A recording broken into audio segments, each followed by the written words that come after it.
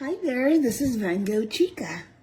I'm here today to talk to you about some tools.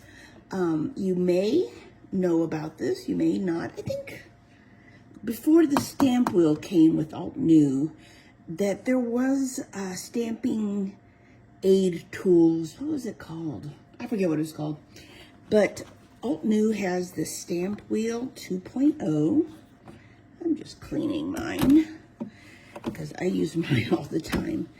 And I highly, if you think you'll be stamping, like if you're going to make holiday cards, or if several times a year you think you'll be making cards. I mean, it is kind of an investment. This is $120, I believe. It is a lifesaver for me. Basically, with the stamp wheel, you see this little notch? I use that for my guide. My notch is always right here at the top. It fits like this. And what you're going to do is you're going to get a stamp underneath here. This is very sticky. Whatever you put here doesn't move. I should probably get some stamps. I got so many cute little stamps. Let's just say, for example, one of these mandalas. Let's just say, okay, give me a piece of cardstock. Oh, this one is not. Okay, this one is kind of damaged, so I'll use this one. What you do with the stamp tool, the side, I don't know, let me see. Can you see the detail on you? It's clear, so you probably can't. There you go. The raised surface is going to go, it's just logic. It's going to be inked, and that is going to be the part that is facing down. What you'll do is you'll get your paper, you get your stamp. I always keep this dot lined up at the top, and then keep putting. What you do is you just push, lift, and the Klingon stickers, Klingon stickers. Let's see, can you see the pattern there? Yeah, it sticks to it. And what you'll do, I might as well just show you since this is a scrap ink. Hold on, a scrap sheet of paper. This is a good one to show you on because it has a lot of detail. So what I simply do is I just use my stamp pad. This is the Altenew Permanent Black. It's my favorite to stamp with. And I will, the thing about, what's so great about this is I used to have to worry and get right over, and they have a lot of tools to help you press evenly. You know, now just line it up, press down, lift. And let's just say, for example, that I feel, this is my little stirred little tool, that over here, this isn't crisp enough for me. I need more ink. You can go right back, ink some more. And I always clean the excess that gets on there. I don't want to take any chances. Oh, there's a lot of, and I'm going to line that up, the dot, the little hole, and push. And it will land exactly in the same spot. You don't know, for me, what a great gift this was when I discovered this tool. I mean, it just has happened so much that I work on a card. I get all the way into it. I made a nice background, and then I get to the stamp, and I do it, and one half is bad or it's smudged. You can ink this as many times, and it will always land on the same spot. It is such a great tool. If you have paper that is bigger than this pops off. And you could actually, like, say I didn't want to keep it folded, but I want to keep it kind of centered. I could just have the paper go off the edge and stamp. And it's sticky, so it kind of holds it in place, right? You can hear that sticks. I can't say enough of this stamp wheel. I use my favorite, I get no reimbursement, is the CVS orange pack of wipes, ultra soft wipes. I go through these like crazy. Anyway, I clean my stamps with this. And then I just put it back. I just want to get all the ink to make this last the longest it can. I don't want to get the lint on the stamp, and then I can put it back. So, and there's never there isn't a right or wrong front or back to this lid.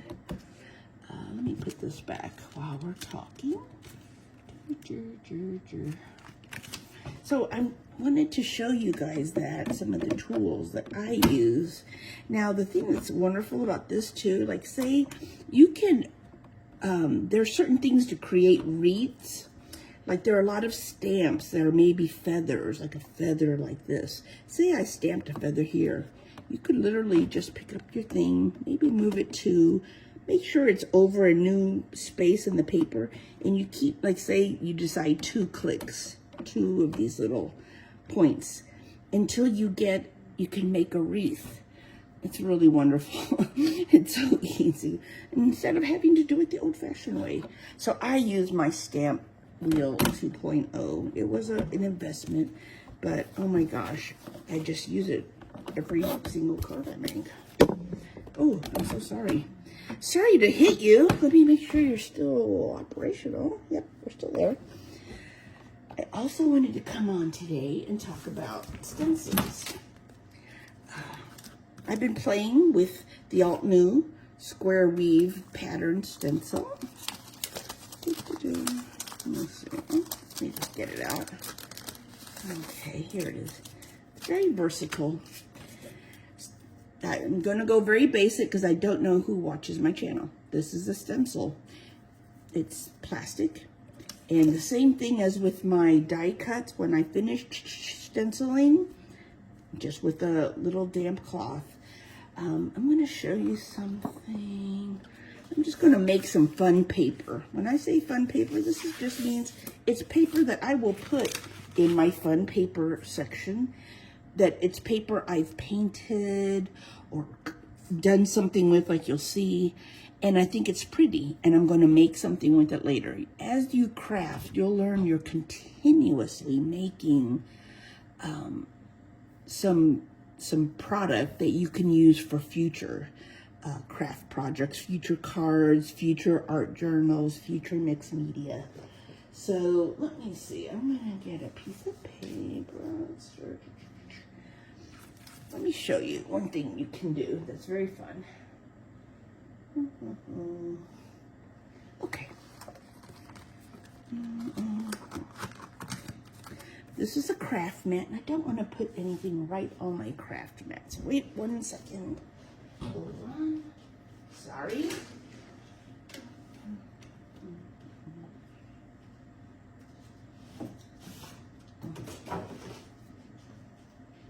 I have my handy dandy painting palette. Okay, so one thing you can do with the stencil, let me make sure that I am lined up and you can see everything, is you can just stamp onto a surface like this. Like get a couple of your stamps. I'm going to get that one. I'll get a very vibrant wisteria. And maybe some Andromeda, which is very dark. And what you'll do is just spritz it with water.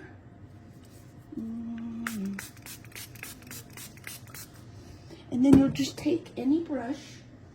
Let me see, what brush do I like? I can use this one. I'll use a nice square brush. Get it wet a little bit. And what you're going to do now that I've kind of wet it, it just makes some paint, and you can dab the paint directly on the stencil. Okay, I'm going to get some purple, dark purples. And yeah, don't worry, if you make a mess, it comes off with a paper towel. I'm going to put this, I hope you can see all of this. You probably, oh, you can't see what I'm sorry, you can't see what I'm doing over here from you. Okay, and I'm going to take some of this, put some here, put some here. Really just paint it. And then if you want, I'm gonna get more of the lighter.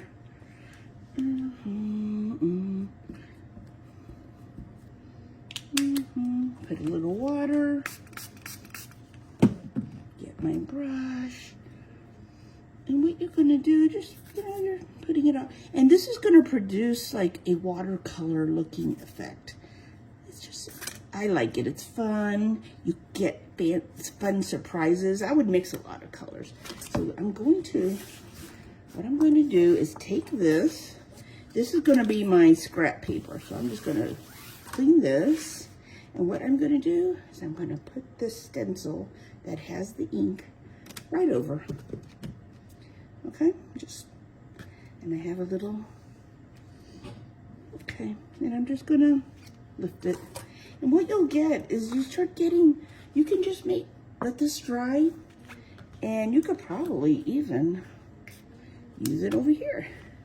Yep, you can start making some really fun, what do you call it, designs. I had some that I did, and basically, like I said, that is my fun paper.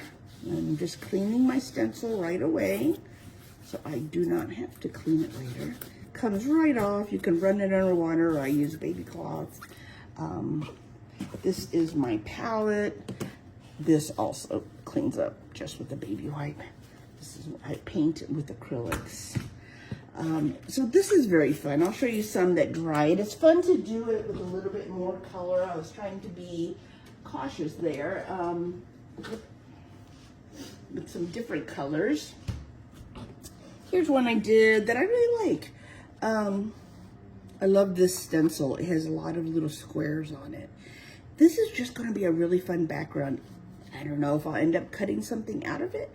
I will probably layer something over it for mixed media.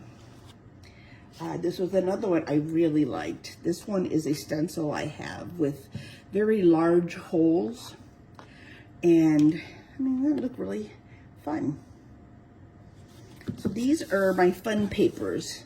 Whenever I have a, and I need a stash of fun papers always, because that's what keeps it going. Now with this stencil, one of the things you can do, I made a little mistake. I'm going to show you this card.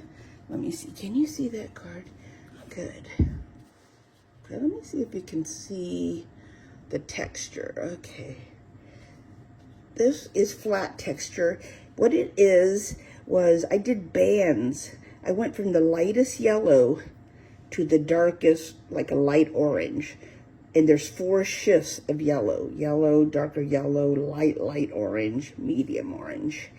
And I did that background first. Then with the complementary color, complementary to gold, orange is purple. So I went in with a kind of a, I think it was like this, which one is darker? Yes, the hydrangea. I went in, and what you see how the pattern of the stencil looks gray? Whenever you mix complementary colors, you're going to get a mud. It's usually not pretty. You're not supposed to mix. So red and green for the holidays, don't mix them together, you'll get a big blub. But since it was very subtle in this, it just came out, you can kind of see that it's a lavender, but it's almost a grayish. So I did that. Another fun thing I did with stencil, this, just to show you some mistakes that can happen, this was my first attempt at this, going from light to dark. Let me make sure you can see both. Oh, I better hold them this way. It went like this. What happened was I was really liking it, and somehow I shifted the stencil. This is why you got to be kind of careful.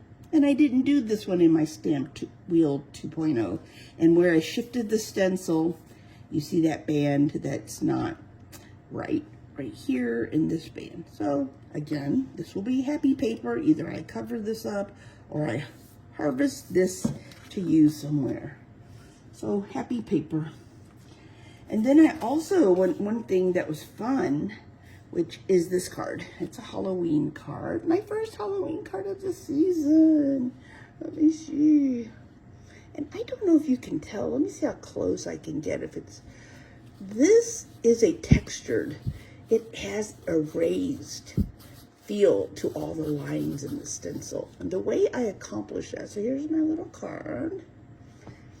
And again, I went from lightest at the bottom, but most of it is covered, but you see it peeking out here. Lightest 4 shades to the darkest. Yeah. And the way I got that texture was that I put the stencil down. I put the stencil down over the paper. Then I use something like this, golden molding paste. You just take one of your paint spatulas. You're gonna always tape down the corners. That's what I didn't do there. I got too cocky thinking, yeah, I'll just hold it. And I moved. And then you're just gonna, instead of painting paint over the stencil or ink, you're gonna spread like butter, like you're buttering toast. You're gonna butter the whole stencil with your paste. And it just needs to be flat. You don't need to try to make raised if you don't want, because this in person is very textured.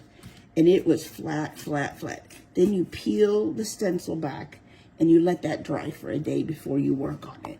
And it's gonna have a lovely raised texture to it. So these were some fun cards I made this week with stencils.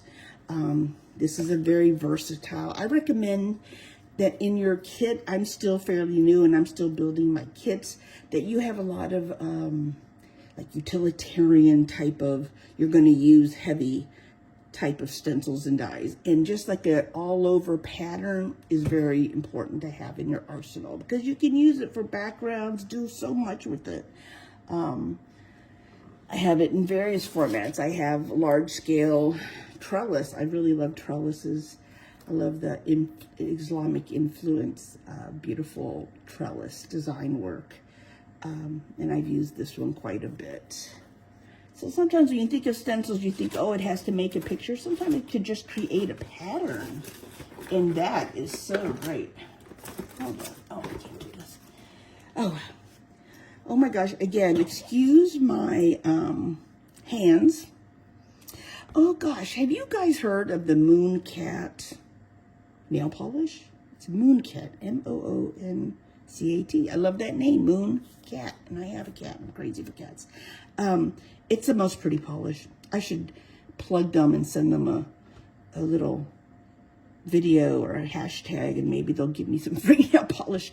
They have very expensive nail polish. It is $18, but it is so worth it because they have beautiful magnetic polish that is so rich, covers. Then you hold a little magnet that comes, you know, over it. Depending on where you hold the magnet, you get different designs because there's little metal particles that you can't really see in the polish. Oh, excuse my hands. They need to be manicured. They have beautiful heat-related polishes that you put on. Remember, well, I'm dating myself. The mood rings of the late 70s. Who remembers those? Well, now they have nail polish that when you're cold, it shows up like very dark. When you're warmer, it lightens up to beautiful colors. It looks like the aurora borealis on your hands. They have iridescent polish. They have the polish that just changes like a peacock's feather from whatever angle you're looking at. Mooncat. I want some Mooncat. Maybe I'll have Mooncat nails the next time you see me.